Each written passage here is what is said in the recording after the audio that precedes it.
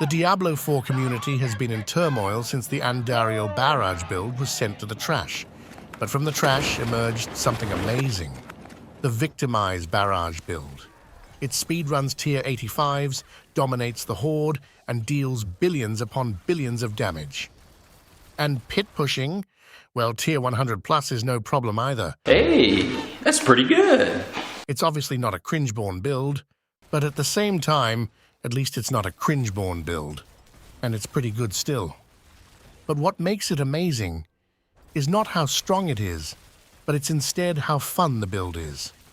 Spraying out barrage all over the place can best be described as pissing after busting a nut, and utilizing this in the hordes, for example, you can just stand in the middle, shoot barrage projectiles onto your Umbracux totem, allowing even the most brain-dead of boomers to farm a buttload of abducites.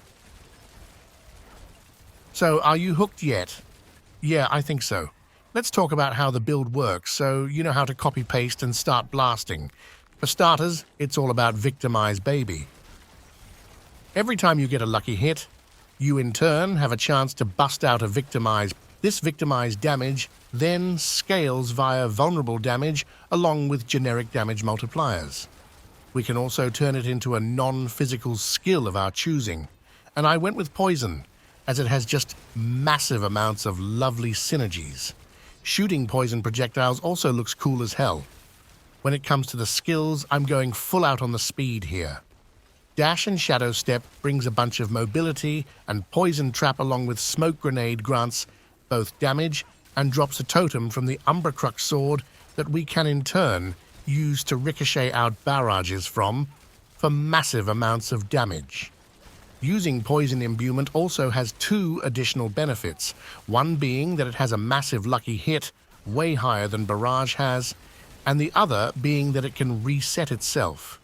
You only need to temper a few Poison Imbuement charges and it will sustain itself, allowing you to just spam it out constantly. Alright friends, now my gear is far from perfect, but let's cover it anyway, shall we? First off, we have the Air of Perdition. This is amazing for two reasons. The high lucky hit chance and the 60% big hecking dam it provides. If you don't have it, then it's all good actually, because Cowl of the Nameless is also fucking bonkers. If you masterwork the unstable elixirs, then these two are actually pretty equal, granting both a huge lucky hit and big hecking dam. A third great option to use is the Crown of Lucian. It's massive for damage and defensives, but it requires a starless to function, as you'll otherwise run out of energy. Now this one is difficult to replace though. The Shroud of False Death. Having this on a rogue is just disgusting, as this class has some of the absolute best passives in the game. The stats on it are also bonkers, basically solving the entire Paragons and granting a buttload of max life. If you don't have it, then go jerk someone off for free Uber boosts, or grab a random chest with a defensive aspect. Next up, we have the gloves. Getting a Feister here is pretty much mandatory, as the lucky hit is just lovely.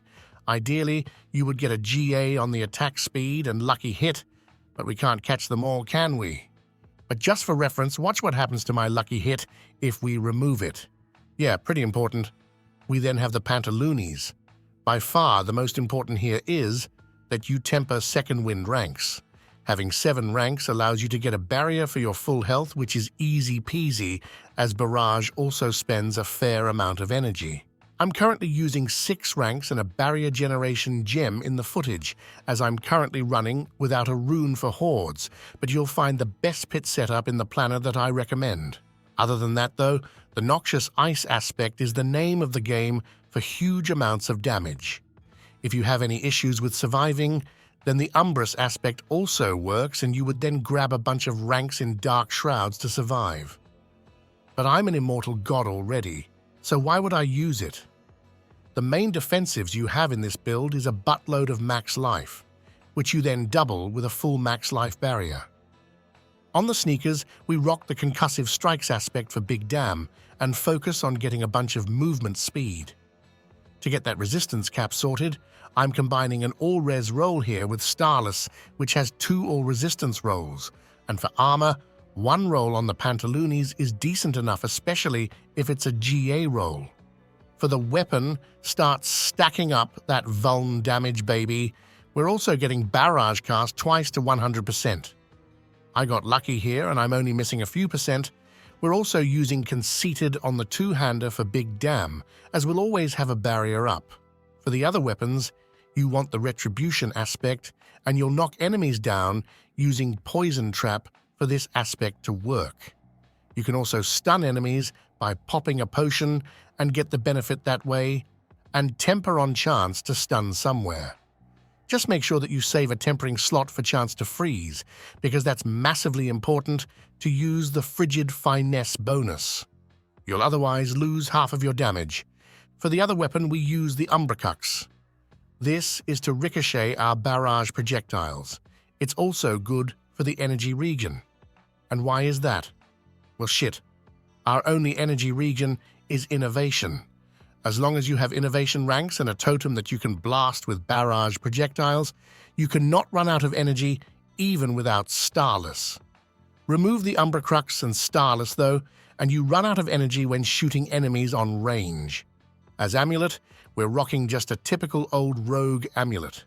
Dex, frigid finesse, and any decent passive is what you want. Unstable elixir is goated as fuck if you can muster the energy to actually press the potion button every now and then, but you can also rock malice or exploit, for example. And finally, the rings. Starless is just the absolute best. The lucky hit and attack speed it provides is just bonkers, and the unconditional damage multiplier is great for Victimize.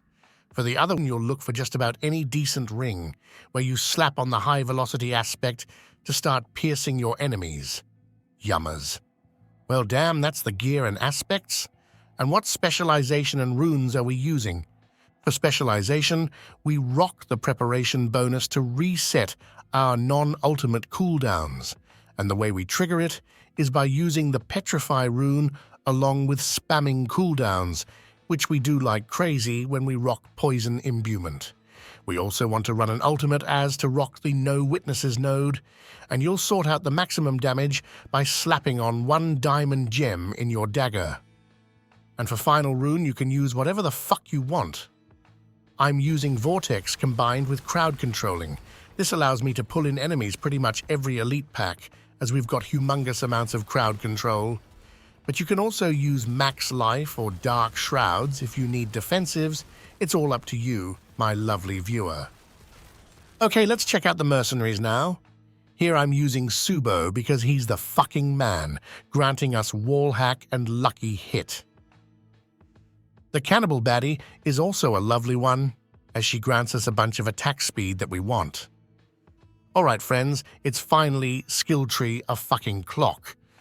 But before I start flexing my massive brain, the Crimson Market first wants to whip out their dick and show off their amazing PCs. And this time, they've actually outdone themselves with the cringe-born Diamond PC. Just check this thing out. I think that we can all agree that this PC is completely fucking bonkers. You can win this for free just by grabbing a golden ticket. They do these giveaways each month, and the last time there was a Starforge PC up for grabs. And in case you're looking for one to buy, then that's the place to get one for sure. Heading straight back to the skill tree, let's see what the hell is going on here. Basic skills? Nah. Core skills? Well, partially. We only use Barrage to spawn Victimize, because it's completely decoupled from the key passive. Okay, Mr. Paragaming Big Dick Senpai, what the hell does that even mean? Well, shit, it means that it doesn't matter at all what skill you use to proc the Victimize. The only thing that matters is how many times you can do it. This is why Barrage is the best for it, as you're just busting out a gazillion arrows with a bunch of lucky hits all the time. This happens partially due to Ricochet, which we always get on vulnerable enemies. When we're done here, we grab a bunch of passives, Shadow Step for mobility, and Unstoppable, along with Dash for even more mobility. We also have a bunch of lovely damage passives, and in case you're interested in pushing, feel free to grab Enhanced Caltrops instead of Dash for a massive damage bonus. In the subterfuge skills, we have Smoke Grenade and Poison Trap for massive damage and summoning our Umbra Cuck's totems. The latter also boosts our damage via Malice by knocking down enemies, which we appreciate for sure. It's then time for our lovely Poison Imbuement skill. We use this to turn our Victimize into a poison skill along with a bunch of additional benefits. Mixed Poison Imbuement also makes it way easier than all the other imbuements to use, as you'll only need 7 or so stacks of Poison Imbuement to keep it up permanently, assuming you actually hit stuff and get lucky hits El Mao. It also opens up a bunch of poison bonuses here, and we can't forget Frigid Finesse either, seeing as it's the highest scaling rogue passive. Get this on your amulet, and your damage will fucking skyrocket. In the ultimate skills, all we want are the lovely damage passives, Second Wind, and Innovation for that energy regen. And we then finish off this lovely skill tree by grabbing our Victimize Key passive. As you can see, this passive turns vulnerable damage into your most valuable stat. A question that frequently arises here is that of lucky hit. How much lucky hit do you need for this fucking thing? Well, as you can see, my Poison Imbuement has 100%. Swap to Heartseeker and it has 150. So what happens to this additional lucky hit when combined with Victimize? Well, it says that it has 50% to trigger when you lucky hit. But if you have more than 100% lucky hit, then this translates to a higher chance here instead. So the more lucky hit, the better. Damn, man or woman, you still here. Nicely done, I must say. Now, if this video doesn't get millions of views, I will never make a rogue build again. So make sure to sub, like, and share it to all of your 3 friends. Do that, and we'll continue with the Paragons. Here, we simply want to go for as much vulnerable damage as possible while making sure we get that all-resistance cap sorted along with picking up a shit ton of max life as to not die. And in the starting board, we have Headhunter for some massive schlong damage. Next, we go for No Witnesses, which will be capped once I get diminished to 100 as it boosts the nearby ultimate damage nodes. After that, we go to grab a bunch of lovely defensives, Cheap Shot, and Control for the damage. We then head on over to the Exploit Weakness node, grab it, and Socket Fluidity for the massive multiplicative damage bonus, along with boosting nearby vulnerable nodes. For the epic finale, we go for Eldritch Bounty, which we trigger via Poison Imbuement, and we Socket Exploit for instant vulnerable, along with a bunch of vulnerable damage bonuses. Yummers. Alright friends, now, it's time to get hecking good, and you'll then know everything you need to start blasting this build. So let's do it, shall we? Damn right. The playstyle here is extremely easy when speedrunning. You have 2 buffs that you want to keep up, the Unstable Elixir buff, which you gain for 10 seconds after chugging a potion, and the Evade buff, which you gain for 4 seconds after evading. So as long as you're drinking potions and evading every now and then, you'll get the maximum damage bonus. To then buff your damage further, you have Smoke Grenade and Poison Trap.